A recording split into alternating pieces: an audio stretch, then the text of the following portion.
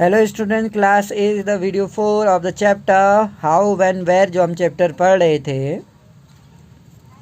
इसमें हम ये देखेंगे कि किस तरह से, अगर हम कस्टर्ड एप्पल को देखें, यहाँ पर कस्टर्ड एप्पल है, ये 1770 में प्लांट रोपा गया था। बॉटनिकल गार्डन जो था और नेचुरल जो हिस्ट्री की अगर हम बात करें, म्यूजियम्स में इस्टेब्लिश बाय ब्रिटिश, जो ब्रिटिश ने कलेक्ट किए थे प्लांट स्पेसिमेन और information about their users. Local जो आर्टिस्ट थे उनको ये पूछा गया, कहा गया या इन पिक्चर्स को बनाने के लिए कहा गया दीज स्पेसिमेन, इनके नमूनों को। और historians are now looking at the way, अब हिस्टोरियन एक ऐसा तरीका अपना रहे हैं जिसमें इंफॉर्मेशन गैदर्ड हो and what this information reveals about the nature of colonialism। तो अगर हम देखें जो ऑफिशियल जो रिकॉर्ड थे वो हमें क्या बताते हैं, फ्रॉम दिस वास्ट कॉर्पस, इस बड़े कॉर्पस से जो रिकॉर्ड थे, we can get to know a lot, हम ज़्यादा जो जान सकते हैं। बट वी मस्ट रिमेंबर, लेकिन हमें याद होना चाहिए that these are official record, ये सभी क्या हैं, ऑफिशियल रिकॉर्ड है। They tell us what the official thoughts, वे हमें ये बताते हैं कि जो ऑफिशियल्स या जो अधिकारी थे वो क्या सोचते थे, and what they were interested in, और वो किस में रुचि रखते थे उस टाइम पर। What they wish to preserve for posterity. These record do not always help us, ये रिकॉर्ड हमेशा से हमारी इसमें मदद नहीं करते कि what other people in the country felt, कि दूसरे लोग क्या सोचते हैं देश के लिए, and what lay behind their action. For that we need to look elsewhere, हमें ये देखने की आवश्यकता है otherwise elsewhere.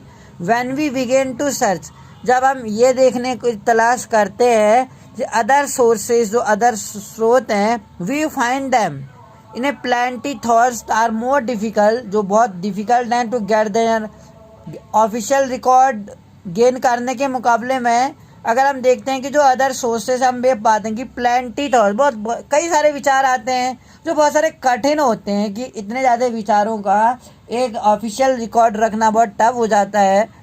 We have diaries of people, हमारे पास क्या होते हैं, डायरीज ऑफ पीपल्स हो सकती हैं, अकाउंट ऑफ पिलग्रिमेज हो सकते हैं, जो तीर्थयात्री थे, लंबी तीर्थ यात्रा करते थे, एंड ट्रेवलर्स, उनकी ऑटो बायोग्राफी, जो आत्मकथा अपने बारे में लिखते थे कि वो कब भारत आए, उन्होंने कौन सी किताब लिखी, उन्होंने यहाँ क्या अनुभव किया, किस राजा के बारे में उनके क्या विचार थे, इनके बारे में उन्होंने अपनी ऑटोबायोग्राफी में लिखा। इम्पोर्टेंट पर्सनैलिटी जो है, अनपॉपुलर जो बुकलेट है, जो एक लोकल बाजार में क्या होती थी, बिकती थी।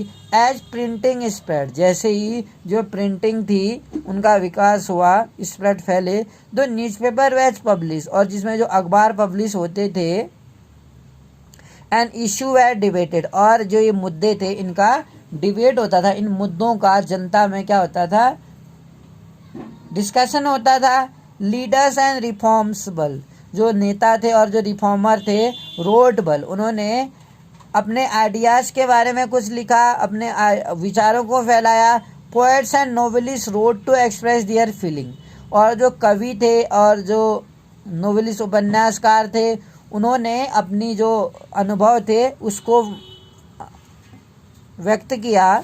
ऑल दी सोर्सेज, ये जो सभी स्रोत थे, however were produce by those, हालांकि उनके द्वारा प्रोड्यूस किए जाते थे जो पढ़े लिखे होते थे। From these we will not be able to understand, और इन तरीक़ों से, from these we will not able, हम ये समझने में समर्थ नहीं होंगे कि हाउ हिस्ट्री वॉज एक्सपीरियंस, जो इतिहास है उसको कैसे अनुभव किया जाता होगा, और कैसे जो ट्राइबल्स थे, जो आदिवासी लोग हैं और जो किसान लोग हैं, वो कैसे इसको अनुभव करते होंगे, और उनका जो काम था, और जो माइंस में काम करते थे, और जो पुअर्सबल, और जो गरीब लोग थे, ऑन द स्ट्रीट, जो सड़कों पर रहते थे। गेटिंग टू नो, ये जानने के लिए कि their life is a more difficult task, उनका जो जीवन था वो ज़्यादा डिफ़िकल्ट टास्क था। ये दिस कैन बी डन, ऐसा किया जा सकता था, if we make a little bit of efforts, अगर हम छोटा सा अभ्यास करें। When you read this book, तो जब हम ये बुक पढ़ेंगे तो हम ये देखेंगे, you will see how this can be done, ऐसा कैसे किया जा सकता है।